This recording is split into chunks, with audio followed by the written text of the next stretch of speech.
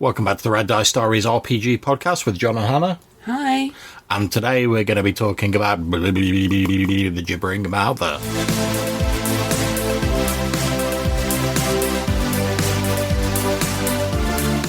Okay, so let's start off, as we often do, with the first edition AD&D Monster Manual 2. In the Monster Manual 2, the Gibbering Mouther is described as an amoeboid form of life with many eyes and mouths that apparently lies in wait with those eyes and mouths closed, looking like a piece of earth, with its only motivation being to catch and eat its prey. It inhabits cold and underground regions, and it sort of moves by like oozing and sliming its way along. It's got an AC of 1. Now remember, this is descending armor class, so that's pretty damn good, because it can only be really injured by hitting the brain, which is in the centre of this gelatinous mass. The Gibbering Mouther has spit that bursts into a flare if it strikes a hard surface, and the flash from it can blind people. It can latch on with its many mouths and drain blood/hit points from its target. If 3 or more mouthers are attached to a person, they must make a roll to see if they are dragged down and engulfed by the mouthers. They can incoherently gibber, causing confusion in anyone within a 6-inch radius, unless they save versus spell.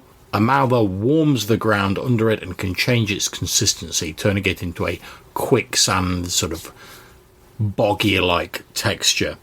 The artwork, as is typical of this book, is black and white, and it shows a jelly-like blob studded with eyes and mouths.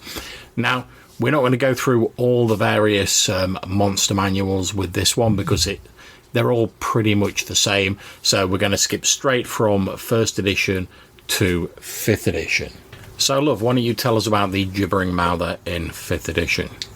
Well, it's a very similar creature. Yeah.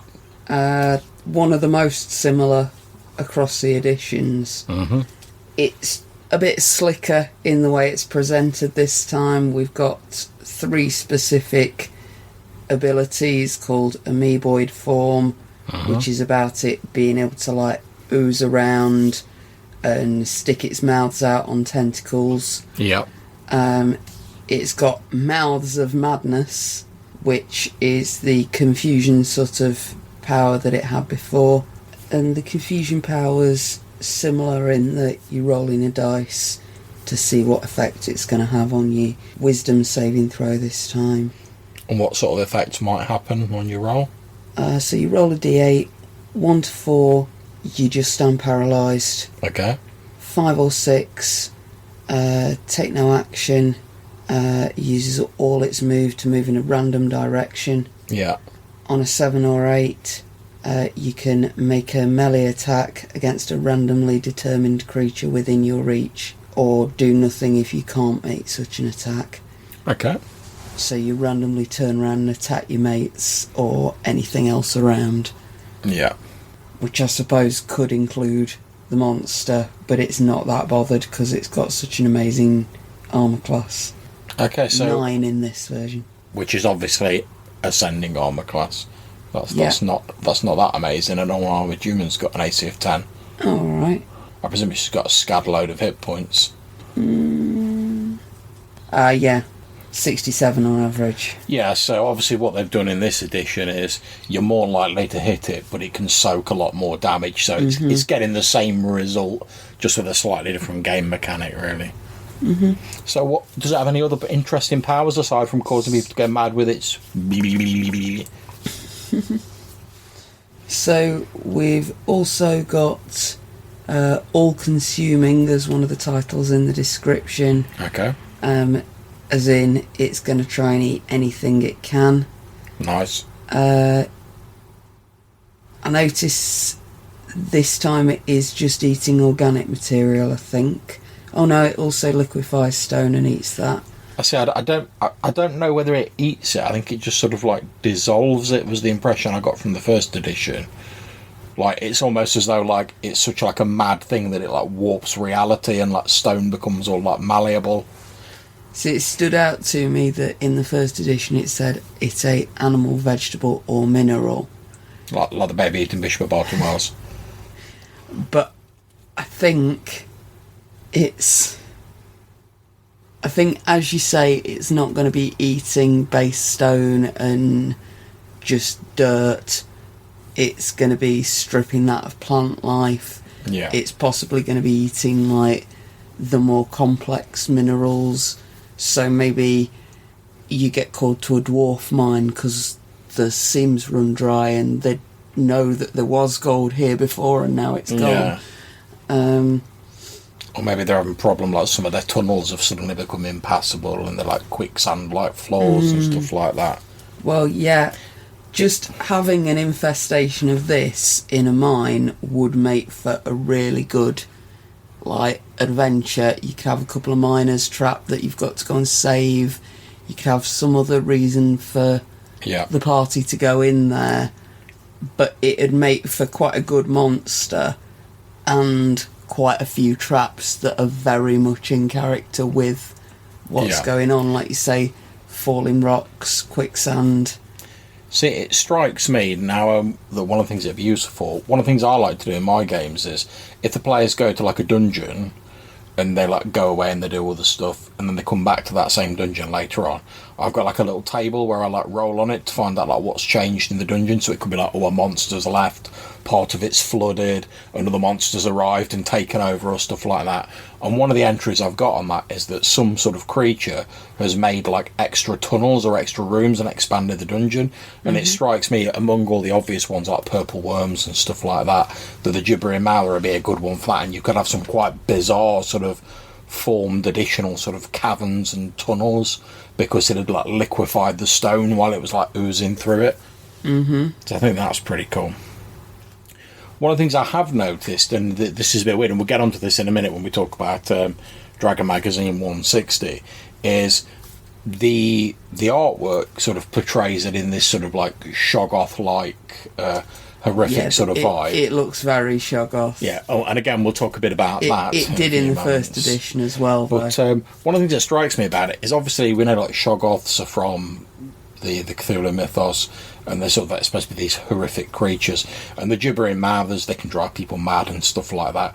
One of the things that strikes me is that aside from the fact they can like drive you mad with the gibbering, they're not particularly like horrific. I mean, they look unpleasant, but you know, they're not exactly mind-bending horrors from beyond the outer darkness. I don't know, love. I think maybe you've been desensitised a bit by the vast number of Jeffrey Combs movies we've watched over the years. Yeah, that's probably true. Well, it seems as though it's not only me who was thinking that, because as we move on to talk about Dragon Magazine 160, which was obviously around in the sort of AD&D second edition era, they did an article called Ecology of the Gibbering Mouther. It was written by Nigel D. Findlay. Oh yeah, the Ecology of articles, they were really good. Yeah, and it had some really cool like sort of black and yellow artwork, and it had this nice catchy tagline on it which said, all talk but no brains and a bottomless appetite to boot. And I like that as like a sort of catchy tagline.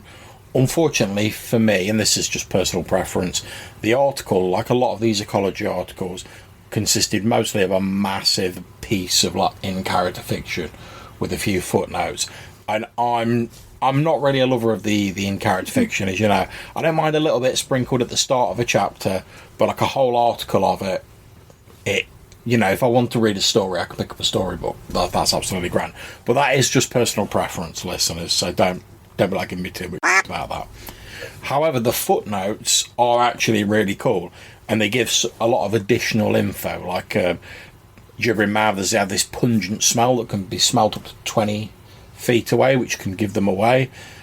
It confirms as well that Mouthers drain blood and nutrients from the victims, and it says that when the victims fall into a coma, they dissolve like the outer body tissue, but they sort of keep the central nervous system, brain, eyes and mouth alive, and sort of incorporate that into their own mass, so hence they get extra eyes and mouths. Now, since the victim has never technically died, they can't be resurrected, they can't be contacted via Speak with Dead or raised or anything like that. Now, inevitably, the ordeal drives the mind of the victim completely insane when they're incorporated into the Gibbering Mouther. But like I say, the originally it didn't seem to be a very horrific creature for me, whereas this article, like, for me, really ramps up the horror vibe, because I cannot think of anything more horrific than, like, watching your own body dissolve and then knowing that you've become part of the creature, but you're so, like, addled by what's happened that you then become this creature that sort of goes on to, like, kill other people in the same horrible way you died. So it certainly seems like the author of the article was trying to, like, ramp up the horror vibe as well, and I expect they were sort of like thinking, oh yeah, it's a bit Shoggoth, like, you know, we'll ramp it up a bit. We also get told that the Gibbering Mouther doesn't need to breathe. We're told it can eat anything, so again, back to as we said earlier, and it reproduces by division like an amoeba. Yeah. It secretes a corrosive substance that apparently causes 1d4 hit point damage to anyone who touches them. And I think this is just a bit of an expansion of the stone sort of warping power. And like I said, after sort of first edition AD&D Monster Manual 2, it seems clear that the Gibbering Mouther was leaning more into that horror trope of like things like Lovecraft, you know, like films like The Thing, which is what this also reminds me of, you know, this sort of amorphous blob-like creature. Although when we get to 5th edition, that seems to have been very much played down. And I can understand why they do that. I expect it was a commercial decision, because obviously they're trying to sell the game to as many people as possible, so they can't put too much stuff in that's going to be controversial or overtly horrific. So I can see why they did that, but I do think it's a shame, because the more it was built on, the more of an interesting sort of creature it became. See, it's not that you couldn't use any of that. It's just that they haven't provided a game mechanic for it. Oh, yeah, and I mean, don't get me wrong, for people like me who've been reading Dragon for, like, ages and know the old editions and whatever, I'd just be, even if I was, in the likely event I was running 5th edition, I'd be like, yeah, I'll just use some of my earlier knowledge. But I think it's a shame that I expect there's a lot of people who maybe have started playing D&D now who wouldn't think to go and look at old Dragon magazines or wouldn't be able to get hold of them. So they wouldn't have that sort of knowledge. And now, they may bring out 5th edition books later on. You know, like in 3rd edition, they did the Book of Aberrations, which expanded on stuff like that. And I expect they'll get round to that sort of thing in 5th edition eventually. But until then, the actual default sort of just base standard 5th edition version just doesn't really seem that interesting. It's a big blob of jelly with some eyes and a mouth thing, you know. It's unpleasant, it's got a big stack of hit points, but... See, the confusion power, the massive loads of noise, I get why that's horrible, but I have to switch the TV off if you want to talk to me, because I can't listen to both at the same time. I'm all about that multitasking. You'll have like 6 different things on and 2 of them running at double speed, and you'll be able to follow all of it. Okay, so we mentioned earlier there was a link with Lovecraft and the sort of Shoggoth, a link in our minds. And I'd like to start off, if I can, with a quote from At the Mountains of Madness by H.P. Lovecraft that describes them. This is how the quote goes. "It was a terrible, indescribable thing, vaster than any subway train, a shapeless congery of protoplasmic bubbles, faintly self-luminous and with myriads of temporary eyes, forming and unforming." And Lovecraft describes them as massive amoeba-like creatures made out of this iridescent black slime, multiple eyes floating on the surface. They don't have a default body shape. They can form limbs and organs. They tend to measure about 15 feet across. The story At the Mountains of Madness mentions the existence of much bigger ones, and they can take on any shape needed. The sort of Cthulhu mythos commonly portrays them as somewhat intelligent and having been created by the extraterrestrial elder things as like sort of mutable workforce, because they could adapt to their body to any situation or tool that was required. But eventually they became more and more intelligent. They rebelled and the elder things were sort of like overthrown by them. So I can see that you've got my old copy of the D20 Call of Cthulhu version there. So have you got anything to say about that? So obviously it's got slightly different special abilities, but they're not that different from the Gibbering Mouther's abilities. Yeah. Again, they prefer cold, caves, tunnels, the abandoned city of the Elder Things in Antarctica. Yeah. Again, they can cause you to go mad. The big difference, I would say, is that the Shoggoth is a hell of a lot bigger. Average 465 hit points. Damn! Strength 45. It's a lot slower. Yeah. Dex of 3, but it is considerably more intelligent than the Gibbering Mouther, with an intelligence of 7. Well, the thing is, I mean, that makes a lot of sense, it having more hit points but being slower. Because let's face it, in a Call of Cthulhu game, even like a D20 one, you're less likely to be like busting out those mad combat abilities and like going toe to toe with it.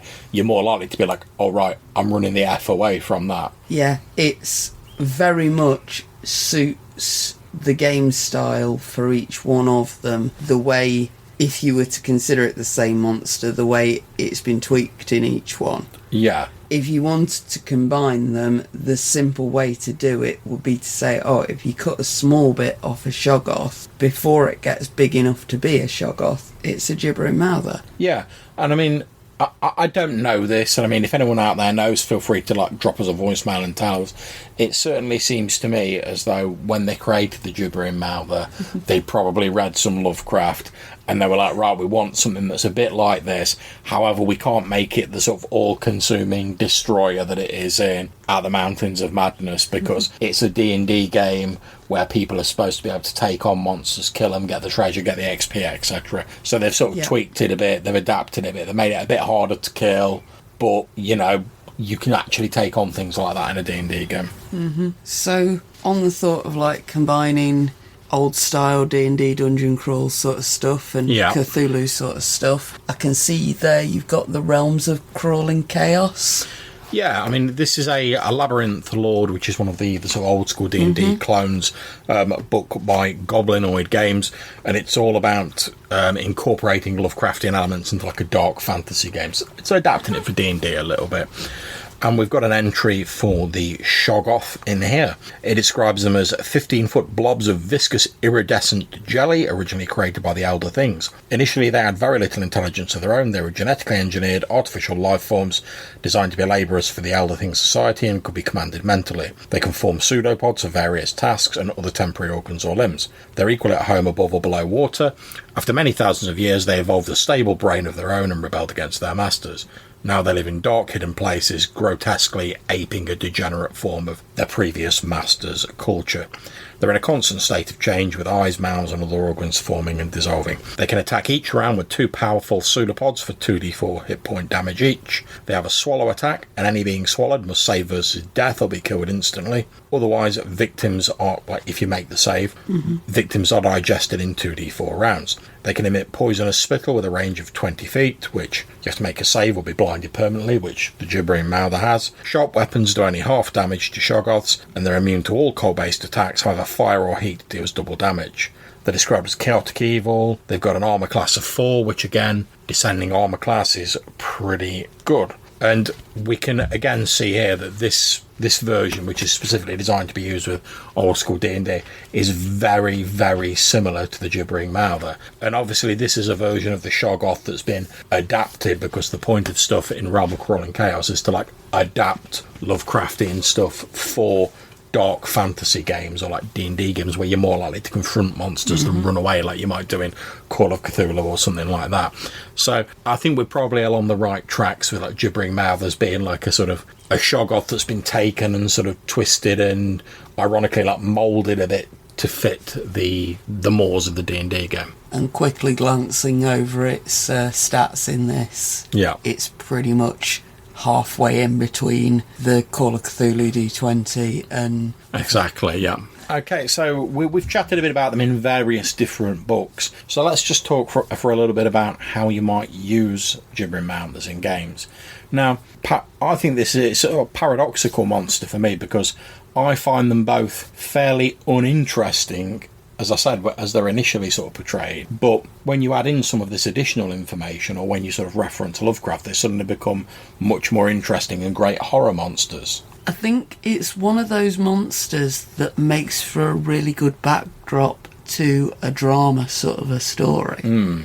So this could be a really good monster to use if you've got conflict with your player party and you want them to like have a bit of time to talk it out. Or if one of them's had like some plot element kicking off and you want to let them have a bit of melodrama of like things going on in their characters' lives with a Gibbering Mouther somewhere in the story so that there's a monster to fight. Yeah. But it's not really important to the story itself. Yeah. See, I've sort of gone the opposite way in my thinking about it. I was thinking it'd be, like, amazing for a horror scenario, but obviously, like with most horror scenarios, there's a few things you've got to sort of think about to, like, get the best out of them, like, you know, show the effects that the monsters had on the surroundings and other people, rather than, like, just showing the monster itself. You know, like, keeping the monster off screen for as long as possible so you can build up the suspense. And then, you know, when your final confrontation happens, describe the monster in vague terms using words that convey a sense of unpleasantness and horror, like ichor, dripping,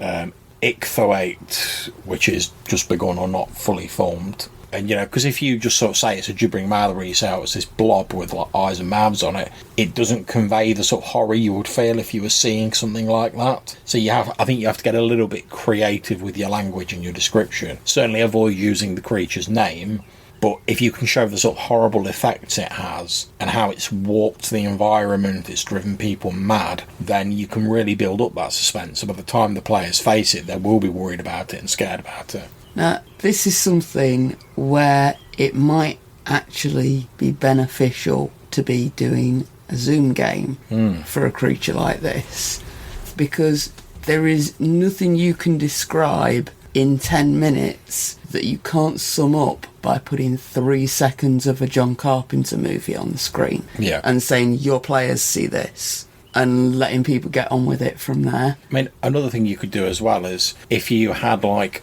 a load of samples of, like, recorded voices or conversations, you could, like, play sort of, like, I don't know, 10, 15, 20 of them together at once, so you get, like, a mad sort of indistinct babble of voices. You could have that queued up when you're running your virtual tabletop or whatever as a sound file, have it, like, played a couple of times but they don't actually see the monster, so they'll be like, oh, what the hell's that, you know, have it quietly in the background, they hear it from just around the corner or whatever.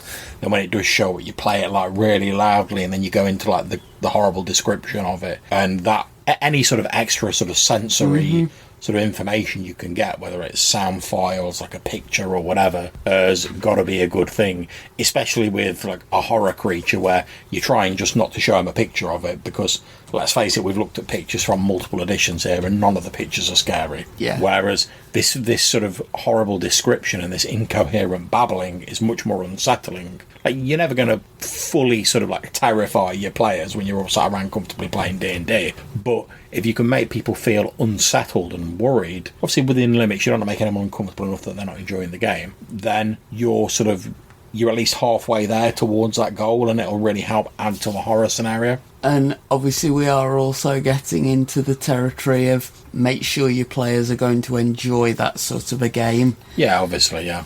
As we always do with horror games of any sort. Yeah, although, to be honest, personally, I do think if you run a horror game and then someone complains about having horrifying elements in it, that's a bit TS for them. But we are talking about using this in D&D well, and it's great to have an occasional horror session in any story. Yeah.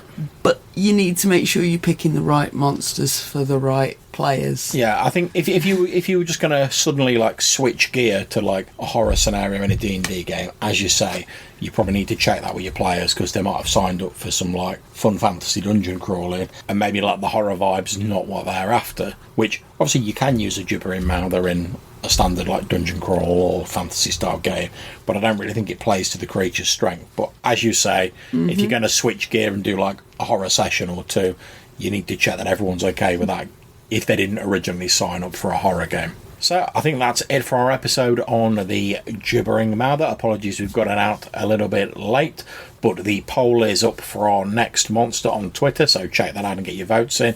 It'll be up for the next 2 days as we post this. If you'd like to get in touch with us, maybe chat about the Gibbering Mouther, make some suggestions of things you'd like to see in the future, or just talk about anything else related to RPGs, there's a couple of ways you can get in touch with us, one of which is to leave a voicemail using the SpeakPipe website. There's a link down below, and the other is you can send us an email to rddrpgpodcast@gmail.com. Until we see you next time, take care, stay safe, and whatever you're playing, have fun. Bye.